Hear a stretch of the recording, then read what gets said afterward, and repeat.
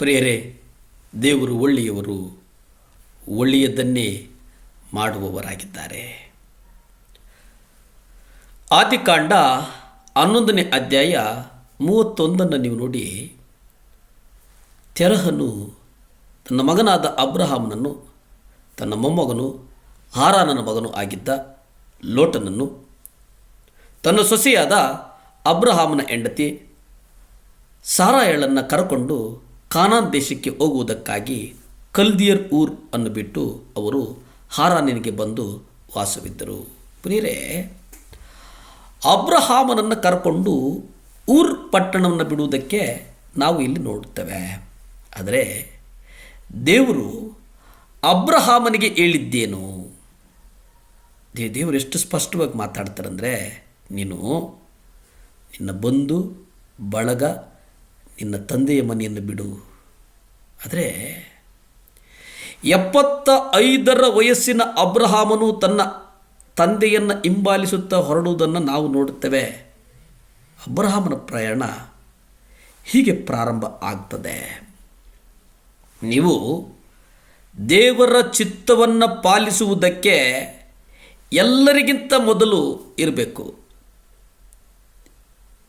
ನೋಡಿ, ಆದಿಕಾಂಡ 11ನೇ ಅಧ್ಯಾಯ 31 ನೀವು ನೋಡೋದಾದರೆ ಅಲ್ಲಿ ತಂದೆ, ತಾಯಿ, ಸಹೋದರರು, ಸಹೋದರಿಯರು, ಪತ್ನಿ, ನಿಮ್ಮ ಮಕ್ಕಳು ಇವರೆಲ್ಲರೂ ಇರ್ತಾರೆ. ಆದರೆ ಯಾವನಾದರೂ ನನ್ನ ಬಳಿಗೆ ಬಂದು ತನ್ನ ತಂದೆ, ತಾಯಿ, ಹೆಂಡತಿ, ಮಕ್ಕಳು, ಅಣ್ಣ, ತಮ್ಮಂದಿರು, ಅಕ್ಕ ತಂಗಿರು ಇವರನ್ನು ಹಾಗೆ ಮಾಡದಿದ್ದರೆ ಅವನು ನನ್ನ ಶಿಷ್ಯನಾಗಿಲ್ಲರಾರನು. ನೀವು ಕರ್ತನನ್ನು ಹಿಂಬಾಲಿಸುವುದನ್ನು ಬಯಸಬಹುದು, ಆದರೆ ನಿಮ್ಮ ತಂದೆ, ನಿಮ್ಮ ಪತ್ನಿಯು ಬೇಡ ಎನ್ನಬಹುದು. ಇಲ್ಲಿ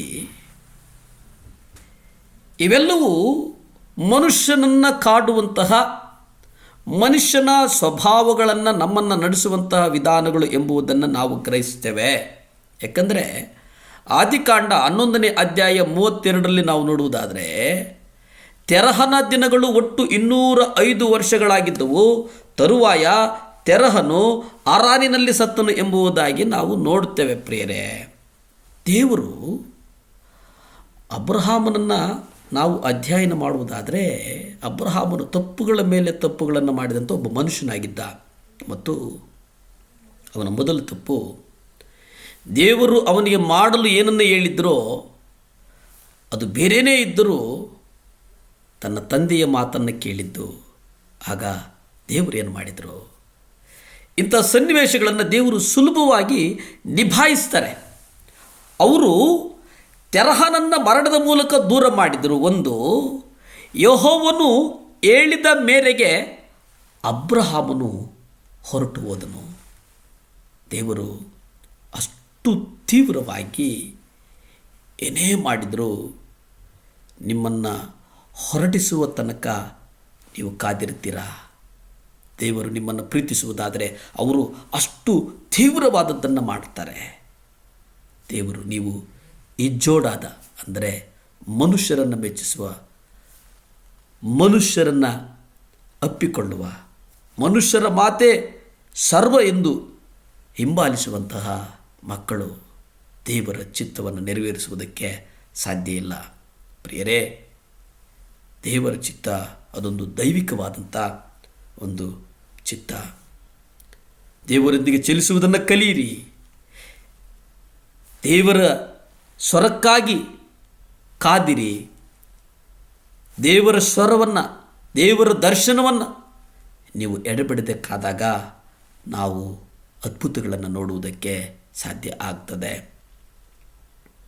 ಆದಿಕಾಂಡ 12ನೇ ಅಧ್ಯಾಯ 5, 6, 7 ನೀವು ನೋಡ್ಕೊಳ್ಳಿ. ಅಲ್ಲಿ ದೇವರು ಹೇಳ್ತಾರೆ, ಸಂಪತ್ತನ್ನು ಅವರು ಕೂಡಿಸಿರ್ತಕ್ಕಂಥ ಎಲ್ಲ ಸಂಪತ್ತನ್ನು ಹಾರಾನಿನಲ್ಲಿ ಅವರು ಸಂಪಾದಿಸಿಕೊಂಡವರು ತಮ್ಮ ಸಂಗಡ ಕರ್ಕೊಂಡು ಕಾನಾನ್ ದೇಶಕ್ಕೆ ಹೊರಟು ಅವರು ಕಾನಾನ್ ದೇಶಕ್ಕೆ ಬಂದರು ಎಂಬುದಾಗಿ. ಪ್ರಿಯರೇ, ಅಬ್ರಹಾಂ ನನ್ನ ಹೇರಳವಾಗಿ ಆಶೀರ್ವದಿಸ್ತಾರೆ.